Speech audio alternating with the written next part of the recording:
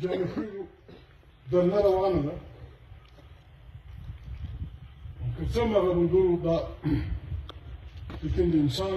دغه چې خو خلک دغه نه بولي په سره لمر کې جون جولای بن مړي که جانبخیلو خلک ناروا مطالبه کوي غلطه مطالبه کوي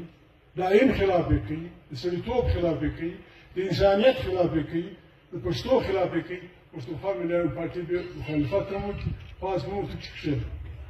او که دوی حق مطالبه کوي روان ته چې په څه خلک موږ وژني په څه خلک مړه کېږي بیا به مهرباني کوي موږ ټیک ده ملګري ملګري به نن لاړ شي ملګري به ورشي حاضري به وکړي څوک مختار خادم نه ښه نن ماښام ملګري تلل حاضري دپاره یو خبره ده چې ځانو پښتونخوا ملي پارټۍ موږ نه د چا چې پر دې شرموښۍ غواړو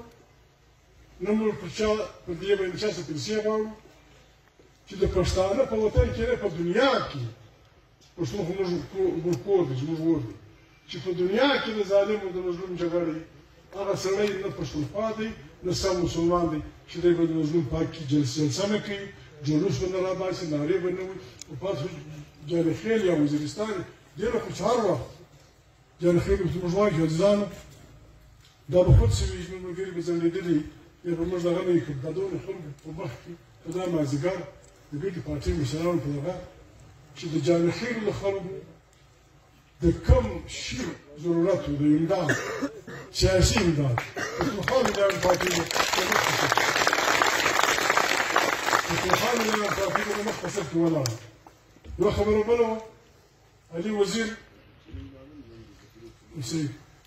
وزیر قومي اسمبلۍ ممبر دی د علي وزیر له خاندان سره زموږ په خپله ځاني د پارټۍ رشته تر 10 کاله پخواني ده علي که کالج سټوډنټ راغلو او لومړي کال سټوډنټ و د علي وزیر د مرحوم والد پلار سره د ده د ورونو سره کاګانو سره علي سره د مشهور د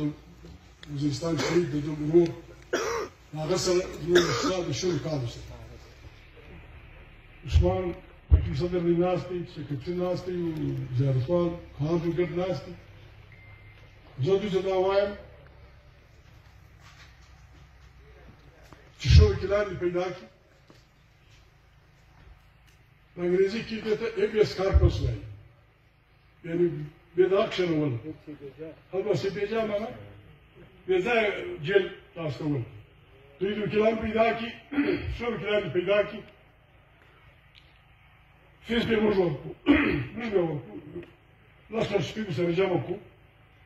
فیس به موږ ورکړو هغه دې پیدا کړي او که بیا دغه نه کول نو عثمان ته هم وایم پارټي ملګرو ته هم بیا تیاري وکړئ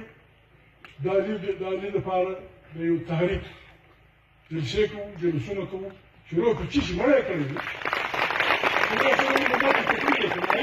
پاکستان آئین و هر سړي ته چې که زما یو دی بیا ورسته کې شپه ورسته کې ولس دی هر سړي چې د حکم کوي څه تنظیم جوړولی